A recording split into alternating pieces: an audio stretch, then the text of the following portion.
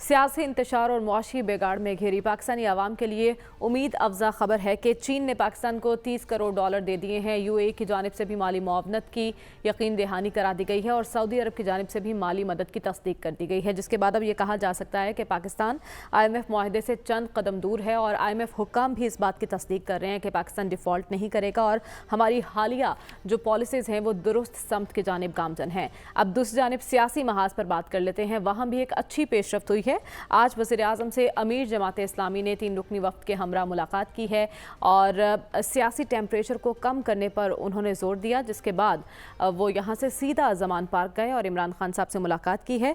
और हौसला अफजा बात ये है कि हुकूमत और तहरीक इंसाफ ने मुज़ाकरात की मेज़ पर बैठने पर आमादगी का इजहार कर दिया है। तो जो बीड़ा उठाया है सिराजुल हक साहब ने, वो इसमें किस हद तक कामयाब हो सकते हैं, बात आगे बढ़ेगी, बात बनती नज़र आ रही है या नहीं, क्योंकि पीपल्स पार्टी भी मुज़ाकरात की बात कर रही है। लेकिन मौलाना फजलुर रहमान कुछ खफा नज़र आए। आज उन्होंने एक धुआंधार प्रेस कॉन्फ्रेंस की और बड़े गुस्से में उन्होंने कहा कि हम इस शख्स से मुज़ाकरात नहीं कर सकते और वो खान साहब को एक गैर ज़रूरी अंसर समझते हैं। तो इसी पर बात करते हैं। अया साहब, सिराजुल हक साहब की जानिब से एक कोशिश की गई है, ये कोशिश रंग लाती नज़र आ रही है आपको? हाँ, पहले तो मैं एक वो जो आपने बड़े ज़ोर शोर से वो कहा, मतलब है कि इस्लामी दुनिया की वाहिद एटमी ताकत, एटमी कुव्वत 20 करोड़ डॉलर मिले हैं तो हमारे हाल 30 करोड़ डॉलर मतलब हम यहाँ तक पहुँच चुके हैं। बहरहाल ये ज़माने की कहते हैं ना, डूबते को तिनके का सहारा। जहाँ तक सिराजुल हक साहब की बात है, बड़ी अच्छी बात है, कोई तो बीच में कर रहा है। सिर्फ इन हुकूमत वालों की तक बात हो तो मेरे ख्याल फिर भी कुछ ज़ोर हो सकता है, वकला जा सकते हैं, जैसे बुज़ुर्ग शामी साहब जा सकते हैं, डॉक्टर साहब जा सकते हैं। पर यहाँ पे मसला ये है कि सिर्फ हुकूमत वालों की बात नहीं है, हुकूमत के जो बड़े हैं आप भी बुजुर्ग हैं, आप भी जा सकते हैं। जी बिल्कुल। यहाँ पे सिर्फ हुकूमत डरी हुई नहीं है फिर या जो आपने कहा कि मौलाना फजलुर रहमान बड़े गुस्से में, बीच में तो फड़फड़ाहट कुछ और है ना, क्योंकि उनका जो मीरास है या उनकी मीरास है या हमारे साफ़ी साहब की है, वहाँ से सफाया हो गया उनका। पूरी पठान कौम जो है, अजीब बात है, इन्हें पता नहीं कौन सा वो दारू खिलाया है इमरान खान ने, सारी की सारी मीरास है। 2-3 आदमी रह गए हैं बस, इन्होंने परचम लहराया हुआ है। एक हमारे साफ़ी साहब हैं, एक मौलाना साहब हैं, एक गालिबन अमीर मुकाम है। मुझे 3 ही आदमी नज़र आ रहे हैं, चौथा मुझसे कोई पूरे पठान कौम में मुझे कोई नज़र नहीं आ रहा। बहरहाल उनका इस्लाह पठान कौम की, हमारे साथ ही हैं सर, वो हो जाएगी। पर वो बड़े भी डरे हुए हैं। पहले तो उनको मनाने वाली बात है ना कि भाई ये आप जो है दिल से डर खौफ निकाल लें, होगा क्या। अब यहाँ पे जो असल मसला ये है कि जो माहौल इस वक्त पाकिस्तान का बन चुका है, ये पहले कभी ना था। जजेस कब मुश्किल उनकी तरफ से मुश्किल पेश आती थी, अदालतें कब किसी की रुकावट बनी थी, अवाम कब रुकावट बनी थी। पर ये माहौल चेंज हो गया है। जिन्होंने खड़े नहीं होना था वो खड़े हैं, जिनकी ज़बान बंदी हुआ करती थी उनकी ज़बानें खुल गई हैं, जिनके आंखों के ऊपर वो पर्दे लगे हुए थे वो पर्दे हट गए हैं, जिन पे जुमला कसना, बड़े बड़े जो तुरम खान थे होते, जब कोई बात करनी थी होती तो यहाँ से घुमा के यहाँ से घुमा के, डायरेक्ट तो बात होती नहीं थी। अब ये जो पता नहीं इस पाकिस्तानी अवाम को क्या हो गया, सिर्फ पख्तून कौम नहीं है, ये तो हम साफ़ी साहब से बात करेंगे कि आपकी पख्तून कौम को क्या हो गया है। अब यहाँ पे जो है ये सारा माहौल ही बदल गया है। भाई यहाँ पे डाले हमारे पास, अच्छा वो डालों में सारे नामालूम हमारे, फिर भी बात कुछ नहीं हो रही। तो पहले ज़मानों में तो ऐसे कभी नहीं था होता। और ये हम कोई गुजरे ज़मानों की बात नहीं कर रहे, हमारी याद में है जनरल ज़ियाउल हक जो मर्द मोमन मर्द हक, उनके साथ कौन कौन नहीं खड़े थे। अब वो हम कह नहीं सकते, ज़बान बंद है कौन कौन खड़े थे। उनका ज़माना था। मुशर्रफ साहब का भी नीम था, वो वाला नहीं था। वो जो इस्लामी दौर उनका था, ओहो क्या कोड़े, क्या वो जबर थी, क्या वो है।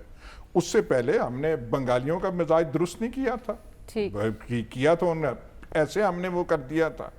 اور انہوں نے اپنا وہ الگ دیش بنا لیا، وہ اور چیز ہے، پر جو کچھ ہمارے ساتھ ہوا ہم نے ان کے ساتھ ٹھیک ان کو وہ مزہ آج کل یہ بالکل یہ جو ہے اور یہ جو ہمارا صوبہ ہے، یہ جو ہمارا صوبہ ہے جو وفاداری کا پرچم پتہ نہیں کن صدیوں سے اٹھائے رکھا ہے، اس کا پتہ نہیں اس سے کون سا بخار چڑھ گیا ہے۔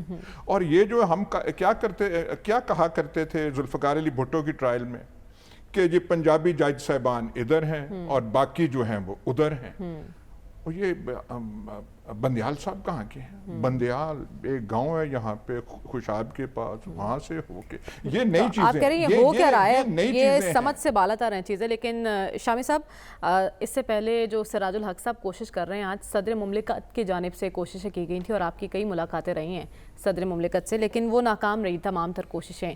اب جو بیڑا اٹھایا ہے سراج الحق صاحب نے، اس میں کامیابی کے کتنے امکانات آپ کو نظر آ رہے ہیں؟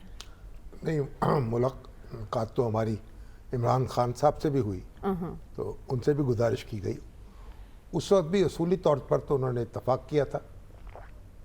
دیکھیں یہ ابھی ایاز صاحب جو فرما رہے تھے، فضا تو بدلی ہوئی ہے، اور وہ جو کہا ہے نا شاعر نے کہ جس کو کہتے ہیں نہ ڈر، اس میں ہے ڈر 2/3، اس میں ہے ڈر 2/3۔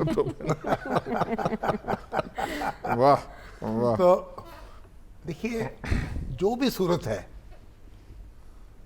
اس کا تقاضا یہی ہے کہ جو سٹیک ہولڈرز ہیں وہ آپس میں بیٹھ کر بات کریں۔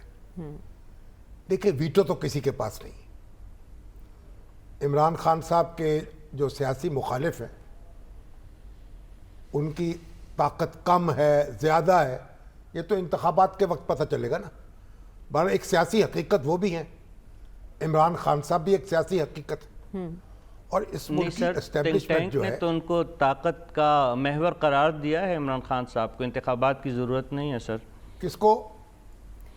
کہتے ہیں خان صاحب مقبول لیڈر ہے، عمران خان صاحب کو تھنک ٹینک مقبول لیڈر ہے، تھنک ٹینک نے قرار دیا ہے سر، اس پہ آپ بات نہ کریں۔ یہ مقبول لیڈر ہے، اس سے تو انکار نہیں ہو سکتا نا، لیکن اکلوتے لیڈر تو نہیں ہے نا، دوسرے بھی تو موجود ہے نا۔ اور ان کے درمیان ان کی موجودگی اتنی زیادہ یعنی بات چیت ہونی چاہیے، ایک مشترکہ جو ہے پروگرام طے کر لے۔ دیکھیں انتخابات تو ہونے ہیں، لیکن مولانا صاحب نہیں مان رہے نا، وہ مولانا صاحب بھی مان جائیں گے، کچھ سراج الحق صاحب مولانا صاحب کی داڑھی کو بھی ہاتھ لگائیں جا کے۔ تو اگر زرداری صاحب جو ہیں وہ بھی مذاکرات کی بات کر رہے ہیں، دیکھیں یہ ضرورت ہے، آپ ایک دوسرے کو نکال نہیں سکتے اس یعنی سرزمین سے، مائنس نہیں کر سکتے، یہ بار بار تجربے ہو چکے یہاں۔